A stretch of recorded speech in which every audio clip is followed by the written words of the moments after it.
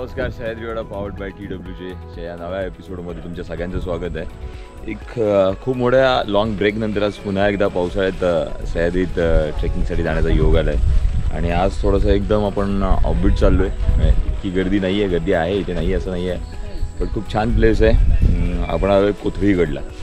बघा कोथळीगड आणि त्याचा परिसर कसा आहे। नमस्कार मित्रांनो, आम्ही आता कोथळीगडला चाललेलो आहोत। तर माझ्यासोबत शुभम नाटुस्कर आहे आणि हे सगळे रत्नागिरी सर्व टीम रत्नागिरी आहे आणि आपण आपला जो प्लॅन आहे आजचा तो काही असा आहे की इथून आपण सुरुवात करतोय।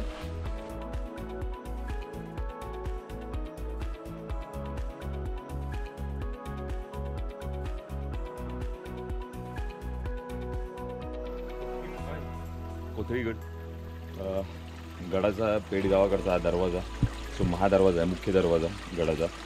आता बाकी सगळ्या किल्ल्यांसारखंच इथेही तसंच आहे की महादरवाजा तर आहे, पण त्याचे अवशेष फार कमी शिल्लक आहेत। म्हणजे ज्या चौकटी, ज्याचा पाया असतो तेवढंच फक्त शिल्लक राहतं। वरचं बांधकाम आपण सगळीकडे पाहतो जे कोसळलेलं आहे, पडले चढलेल्या अवस्थेत असतं, तसंच इथेही आहे। बट किती काही झालं तरी ही वास्तू ते दर्शवते जे काही 100 वर्षांपूर्वी इथे होतं। त्याच्यामुळे त्याचा सिग्निफिकन्स आणि महत्त्व जो आहे ते आजही तेवढंच आहे। आपण त्याला असं नाही म्हणू शकत की ह्यात बघण्यासारखं काय आहे। आपण इमॅजिन करू शकतो की हे कसं होतं असेल, त्याच्यामुळे ह्याचंही इम्पॉर्टन्स तितकंच आहे।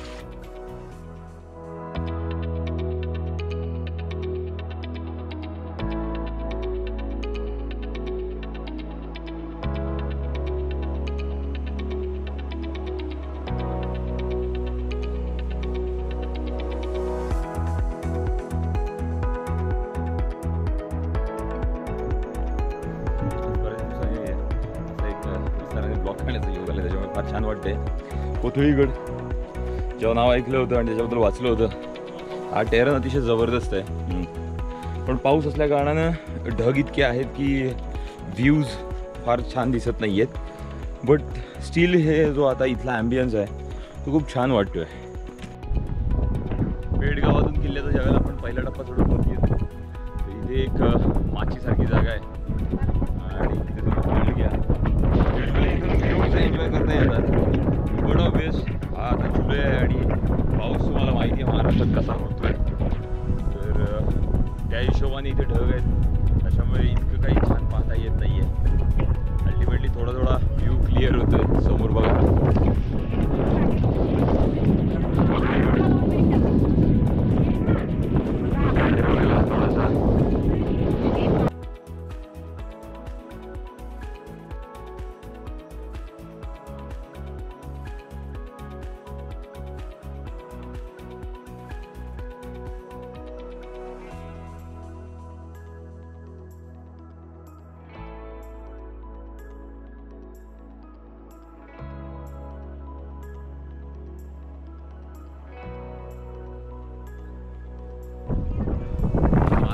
वर आलं की इथे कोथळीगडची माची आहे, तिथे पहिला फोटोच लागतो।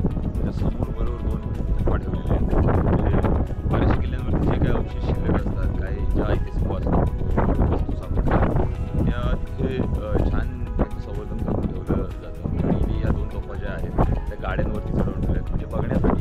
तुम्ही इथे आलात तर फोटो काढताना एक काळजी घ्या, तोफेवरती तुम्ही बसणार नाही, त्याच्यावरती पाय नाही ठेवणार, हात नाही लावणार, बाजूला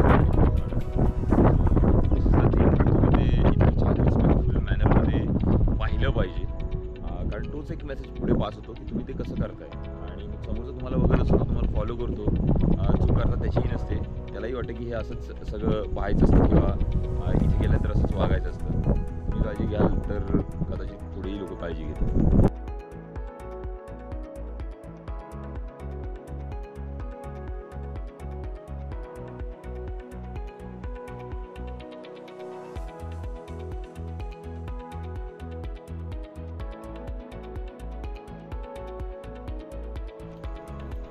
हे आपण माचीवरून थोडं पुढे आलं की गडाच्या माथ्यावर बालेकिल्ल्यावर जायला एक रस्ता आहे।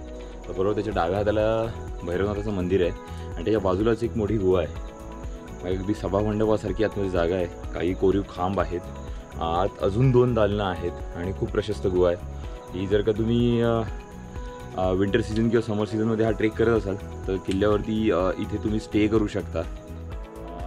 सुंदर आहे कोथळीगड।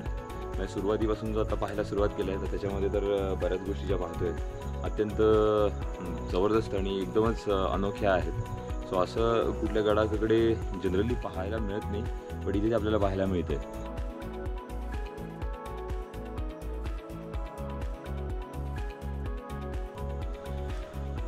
ह्या गुहेत आधी दालनं आहेत, पण इथे लाईट नको. आतमध्ये वटवागळांचा वावर आहे, त्याच्यामुळे तो लाईटने बाहेर येऊ शकतो.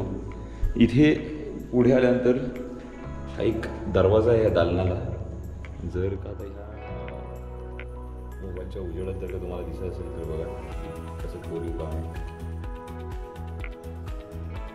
इथे असं आहे, इथे हा खांब आहे, अत्यंत सुंदर नक्षीकाम त्याच्यावरती आहे.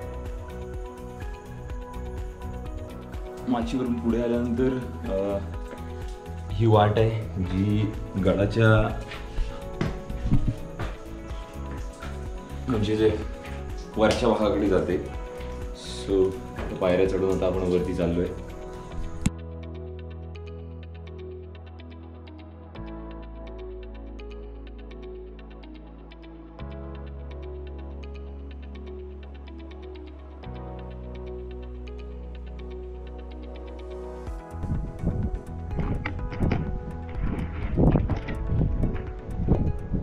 हा थोडासा इथे एक पॅच आहे, रिस्की नाही म्हणणार मी, पण सांभाळून चढावं लागेल.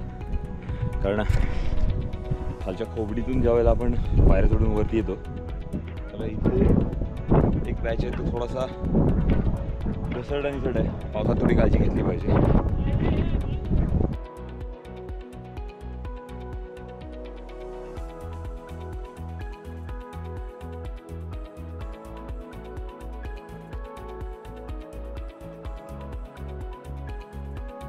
युजली कोणत्या किल्ल्यावरती ज्यावेळेला तुम्ही दरवाजांची रचना बघता तर त्याच्या आजूबाजूला कुठेही म्हणजे पाण्याची व्यवस्था नाही आपल्याला पाहायला मिळत. बघा हा दरवाजा आहे जो बाले किल्ल्यावरती आपल्याला घेऊन येतो, थेट बाले किल्ल्यावरती उघडतो. तर इथून असं तुम्ही जर का वर आलात तर ह्या किल्ल्याच्या दरवाजाच्या वरच्या बाजूला आल्यानंतर डाव्या हातालाच एक पाण्याचा टाका आहे. युजली अशी रचना कुठे पाहायला नाही मिळत, पण ही कोथळीगड म्हणजे हा पेठचा किल्ला, कारण इथे पायथ्याला गाव आहे ते पेठ आहे, त्याच्यामुळे याला पेठचा किल्ला पण म्हणतात. तर या किल्ल्यावरती तुम्हाला हे पाहायला मिळेल. या पावसाळ्यात आता आपण जितक्या न्यूज बघतोय अपघात होत आहेत, दरडी कोसळत आहेत, रस्ते बंद होत आहेत, काही हॉटस्पॉट जे आहेत ते क्लोज केले गेले, इतका पाऊस होतोय. आणि खरंच तो पाऊस खूप भयंकर आहे. त्याच्यामध्ये काही कॅलॅमिटीज आपल्याला फेस कराव्या लागू शकतात. बट कोथळीगड या पावसात सुद्धा खूप चांगला सिक्युअर्ड प्लेस आहे. इकडे लोकही फार कमी येतात आणि हा किल्ला पाहण्यासारखा आहे. एकंदरीत किल्ल्याचा परिसर, इथले भौगोलिक आणि ऐतिहासिक आश्चर्य हे नक्कीच तुम्ही पहा. कोथळीगडचा बाले किल्ला तसा विस्ताराने फार मोठा नाही आहे. अर्थात कोथळीगडच्या आसपास बऱ्याच घाटवाटा आहेत, किमान 4 ते 5 घाटवाटा इथे आहेत. अजून दुसरे किल्ले आहेत, ते फोर्ट दिसतो इथून. इथे खाली नाकिंडा, कावल्याची धार अशी एक घाटवाट आहे. त्याच्यामुळे इथे सर्वेलन्स राहायला हवा असेल सगळ्या घाटवाटांवरती. तर हा किल्ला त्या टेहळणीसाठी आहे. तर टेहळणीसाठी एखादा किल्ला असल्यानंतर त्याच्या सभोवतालचा प्रदेश जो असतो किंवा प्रांत असतो तो त्याच्या अखत्यारीत राहतो आणि तो सिक्युअर्ड राहतो. ही मुख्य बाब असते त्याच्या पाठीमागे. किल्ल्यावर आपल्याला खूप ठिकाणी जलाशय दिसतील. तर सगळ्या जे ट्रेकर्स आणि मंडळी आहेत तर त्यांनी कृत्य त्यामध्ये पाय टाकून किंवा असं काही जे गैरवर्तन असेल किंवा त्यामध्ये कचरा टाकणं असेल तर ही असली कृत्य करू नये. कारण हा ऐतिहासिक वारसा जपण्याचं कर्तव्य हे कुठेतरी आपलंच आहे. तर ते ऐतिहासिक कर्तव्य आपण जपूया आणि हा जो आपला ट्रेक आहे तो एन्जॉय करूया.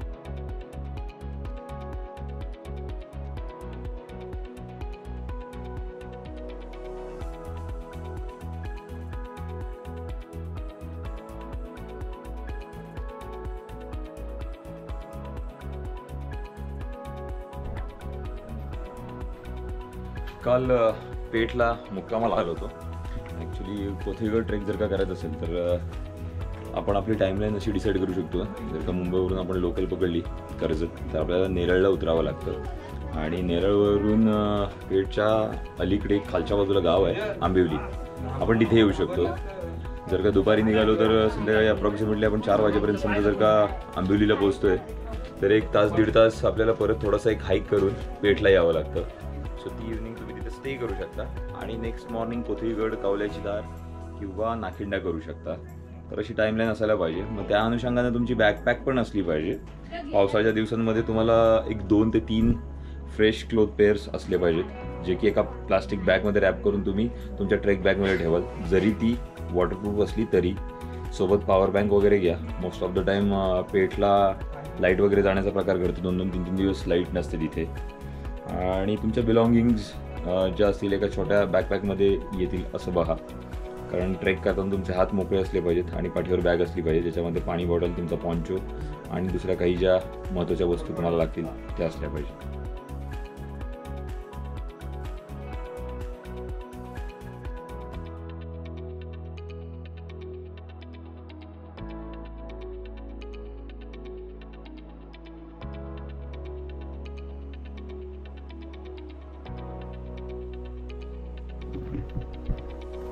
कोथळीगड उतरून आता आपण कोथळीगडच्या ज्या मुख्य धारेवर, ज्या डोंगरावर तो किल्ला वसला आहे त्याच्या बरोबर डाव्या हाताला एक वाट जाते. ती नाखिंडा आणि कौल्याची धार या घाटवाट्याकडे जाते. तर आता आपण तिकडे चाललो आहे. सो अतिशय सुंदर ट्रेक आहे हा. थोडासा बिगिनर लेवलचा आहे. इझी होता कोथळीगड.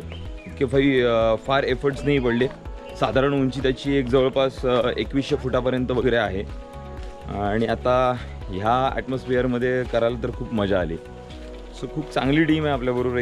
21 जणांचा ग्रुप आहे आणि सगळे खूप चांगले वॉक करत आहेत. त्याच्यामुळे पेस आपण चांगला मेंटेन केला आहे.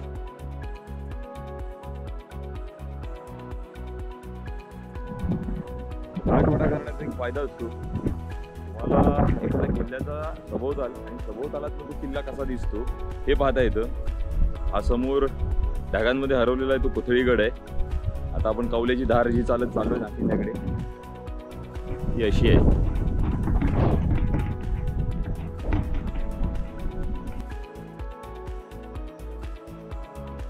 अतिशय सुंदर घाटवाट आहे. ज्यावेळेला तुम्ही कोथळीगडवरून उतरता तर खाली उतरल्यानंतर कोथळीगडाकडे ज्यावेळेला आपण तोंड करून उभे राहतो, म्हणजे पेठ गावातून वरती आल्यानंतर डाव्या हाताला एक वाट येते. ही जाते कौल्याच्या धारेला. जी ही घाटवाट आहे ती पुढे भीमाशंकरकडे जाते.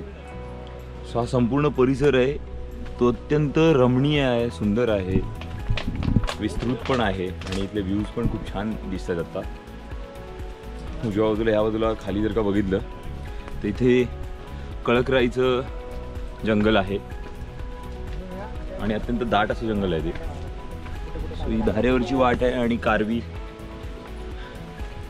त्या मित्रासारखी आहे जो वणव्यामध्ये आपल्याला गारव्यासारखा भासतो.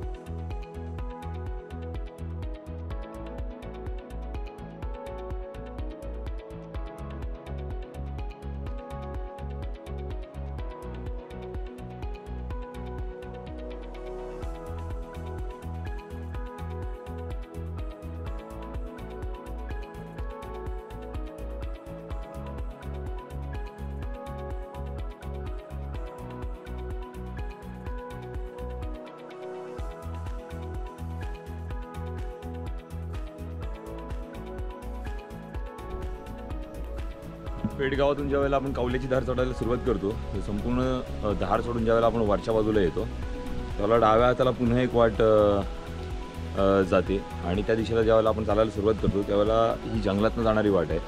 सो हे जंगल खूप डेन्स आहे आणि खूप भारी ॲटमॉस्फिअर आहे इथे आता. कारण पावसाचे ढग जे आहेत सगळे ते इथे उतरलेले आहेत त्या जंगलात. त्याच्यामुळे खूप जबरदस्त ॲटमॉस्फिअर झालं आहे आणि मस्त वाटते ही वाट चालताना. एकदम डार्क फॉरेस्ट आहे. या ट्रेकमध्ये सगळं आहे. जर का तुम्ही कोथळीगड करायला आलात तर त्याच्या बाजूची ही घाटवाट नक्की करा. कौल्याच्या धारेने वर चढून नाखिंडाने खाली उतरायचं, मग पुन्हा तुम्ही पेठमध्येच उतरता. एक सर्किट पूर्ण होतं.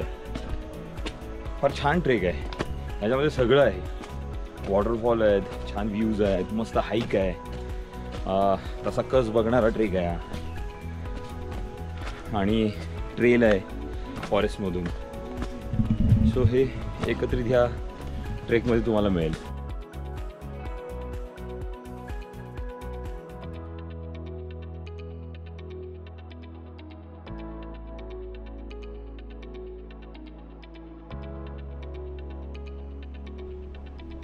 नाकिंडा सोडून सॉरी कौल्याची दार सोडून आपण ज्यावेळेला वरती येतो आणि नाकिंड्याकडे निघतो तर ही वाट जी आहे ती मस्त आहे, धारधार अशी आहे.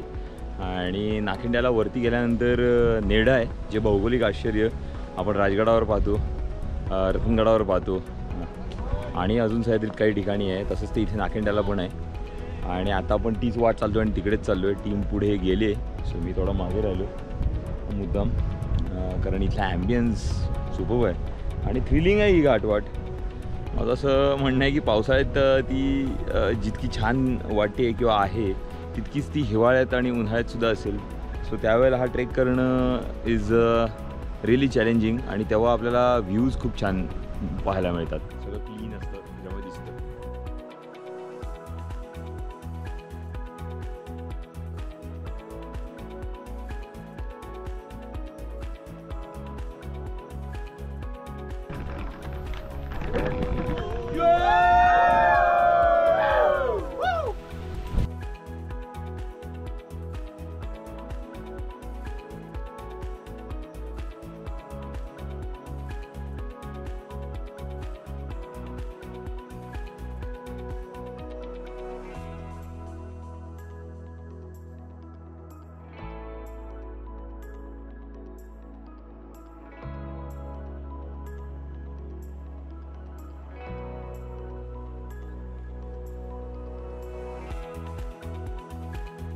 ये काफी जहरीला एरिया है,